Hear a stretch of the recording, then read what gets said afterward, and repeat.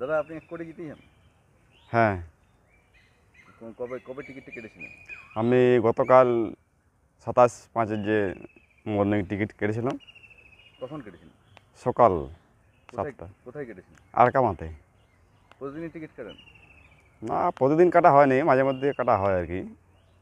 কী করে জানলেন? জানলাম যে কাউন্টার মালিক সে আমাকে ফোন করেছিল, ফোন পেয়ে তারপর আমি রেজাল্ট দেখলাম, না সত্যিই বটে।